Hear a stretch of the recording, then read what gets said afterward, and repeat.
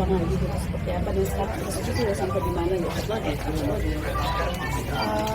Awalnya saya sedang bekerja itu tanggal 17 Oktober 2024 jam 9 malam. Itu pelaku dari luar masuk ke dalam toko, terus duduk di sofa. Dia membeli makanan online. Pas setelah abangnya datang, dia menyuruh saya untuk mengantar makanannya ke dalam kamar pribadinya. Di situ saya nolak karena itu bukan tugas saya juga. Terus ada lain hal juga karena di situ sebelum kejadian ini dia pernah ngelempar saya pakai tempat solasi, terus dia ngelempar saya pakai meja, tapi untungnya nggak kena saya. Terus dia juga ngatain saya miskin, babu, terus dia juga ngatain saya orang sini lu mana bisa laporin gue ke polisi, masukin gue ke penjara, untuk begitu gitu. Dari situ saya mau resign tapi ditahan oleh adiknya si pelaku. Akhirnya saya sama teman-teman semua sepakat buat bikin perjanjian kalau nggak bakal mau nganterin makanan si pelaku lagi ke kamarnya kayak gitu. Dari situ akhirnya kita kerja seperti biasa. Pas tanggal 17 itu dia kan kejadiannya viral ini. Di situ pas saya nolak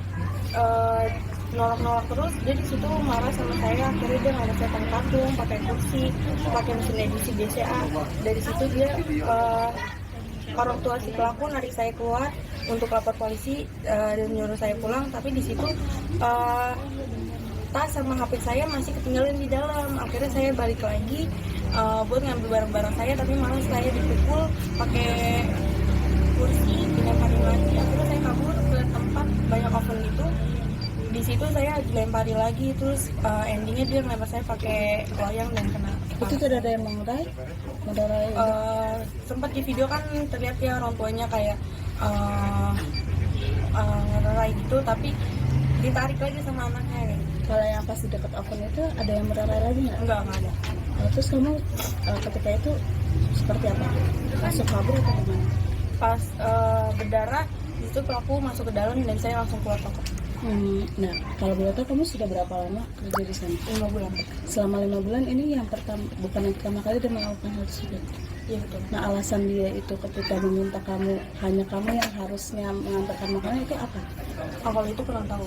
Emang sering terjadi kayak gitu atau bagaimana?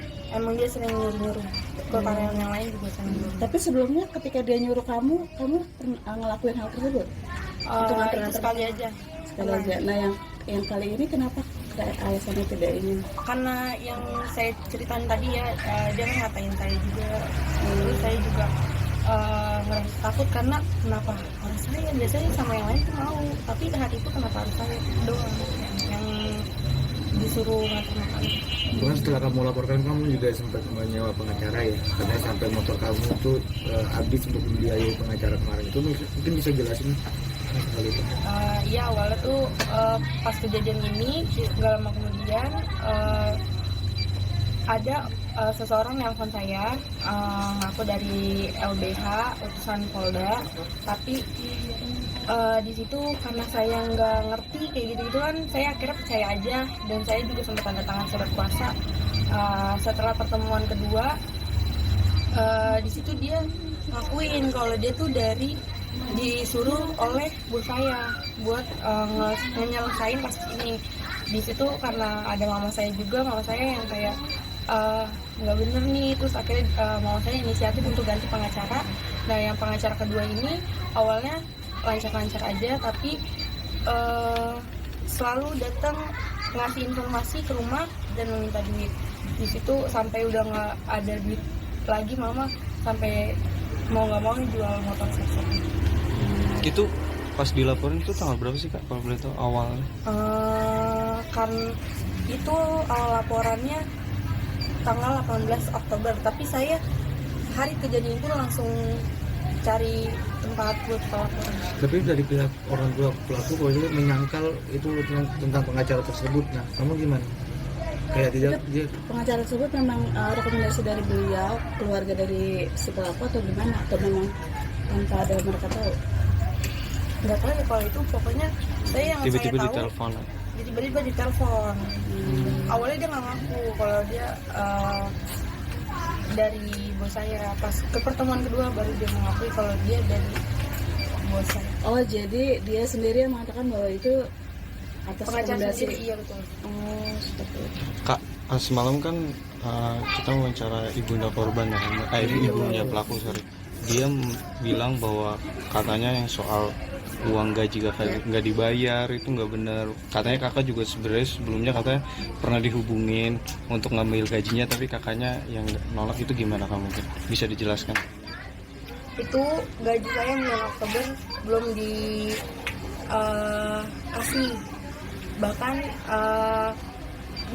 gimana sih, dia tuh nggak via transfer, dia nggak mau via transfer, dia maunya ketemu cash, ngasih cash.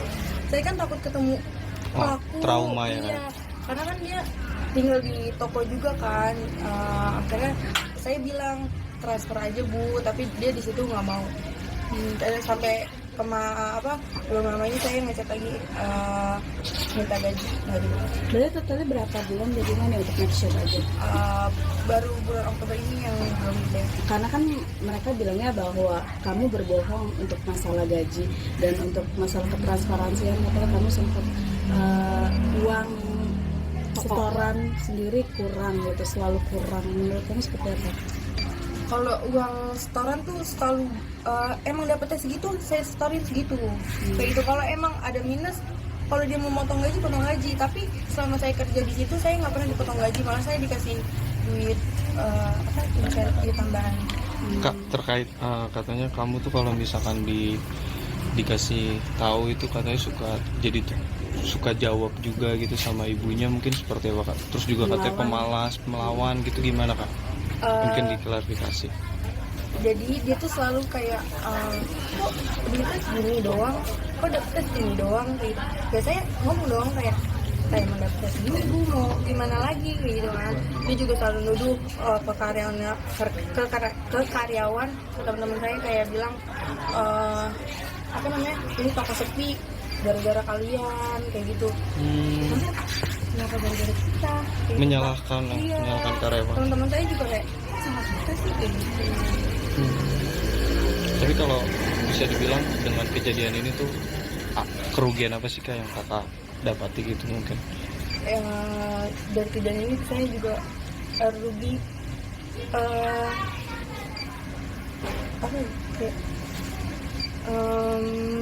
materi ya materi kayak gitu. Kak, itu ibu sempat katanya bilang bahwa dia sudah baik banget sama kamu, malah dia yang menyuruh untuk anaknya melaporkan gitu dan mendampingi kamu, luka darah kamu dia yang ngelakuin. Terus tapi kejadiannya malah kamu kayak melapor balik dan tidak menyangkakan hal itu. Menurut kamu seperti apa? Kalau dibilang baik ya baik, tapi namanya kasus ini ya harus berjalan sesuai prosesnya kayak gitu.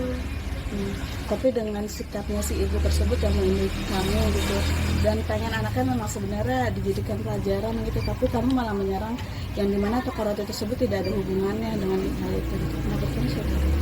Jujurnya saya juga nggak tahu, itu kan netizen ya yang menyerang tokonya. Saya kan nggak menyerang tokonya. Saya juga yang saya tahu juga di video itu tidak ada yang menyebutkan nama toko dan nama pelaku, tapi emang netizen aja yang pada tahu tokonya, pada tahu pelakunya kayak gitu. Sempat ada yang namanya untuk bicara secara dua keluarga gitu, nggak sih, kekeluargaan, dan pada akhirnya kamu sampai bingung gitu, kenapa kamu menjadi seperti ini gitu, apakah ada hasutan dari orangnya atau bagaimana? Nggak ada. Dari pihak sana nggak ada permintaan maaf secara kekeluargaan pertemuan nggak ada. Kakak itu sempat meminta maaf. Dia minta maaf awal kejadian itu ke saya. Berarti dari kejadian itu kakak berarti langsung resign atau seperti apa? Langsung resign.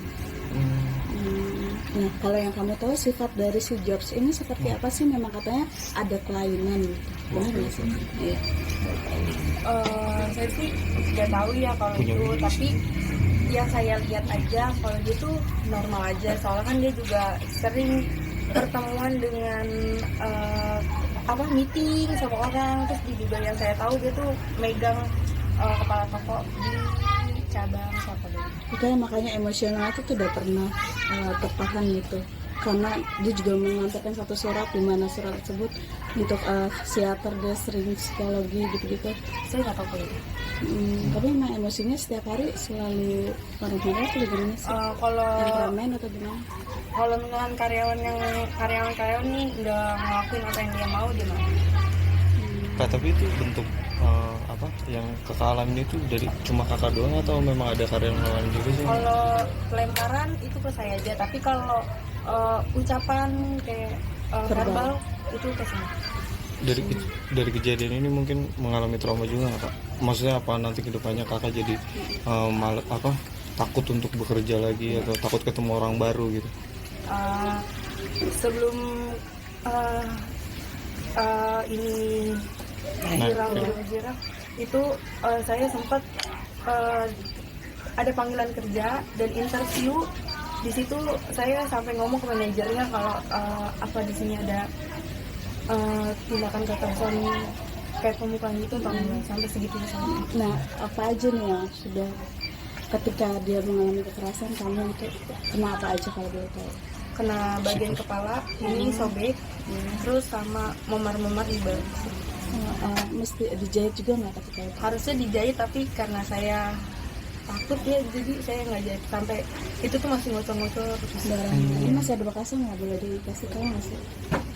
kelihatan nggak? Ini yang dilempar sama BCA, ATM atau Ini yang loyang.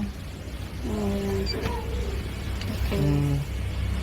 Terus memarah di Kemarin di bagian sini, di sini, sama di bagian kaki.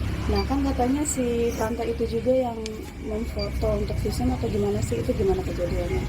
Dan sampai dia akhirnya menyesali gitu, kenapa saya foto gitu segala macam si mamanya itu. Dia pas di rumah sakit itu foto kayak sini saya foto kayak gitu. Dia yang foto. Tapi kalau yang memar-memar yang lainnya itu saya yang foto. Itu kenapa sifat ibunya juga seperti itu, emang karena tidak bisa mengontrol anaknya untuk menjadi diserah terimakan aja ke kepolisian atau gimana sih? Saya nggak tahu sih anaknya. Atau karena takut juga orang tuanya sama dia tuh gimana sih yang kamu Takut juga sama anaknya karena ya, ini sih pokoknya setahu saya mungkin takut atau emang anaknya harus dibilang, saya juga nggak tahu. Nah, Bang Jai, mungkin langkah hukum apa mungkin yang akan ditempuh nanti dalam kasus ini gitu? Kalau langkah hukum sudah berproses ya. Dari laporan itu memang pelaku dikenakan pasal 351 Kitab Undang-Undang Pidana yang ancamannya sekitar 2 tahun 8 bulan ya. Namun kita minta ke penyidik agar ini didalami karena dimungkinkan bisa masuk ke pasal 354 ya dengan ancaman 8 tahun penjara. Karena bagaimanapun ini penganiayaan dilakukan dengan terus-menerus dari September ya, Oktober juga. Jadi mudah-mudahan itu menjadi pertimbangan pihak Polres Jakarta Timur. Jika mereka minta asesmen segala macam karena katanya sakit yang dialami dari pelaku tersebut, bagaimana Bang?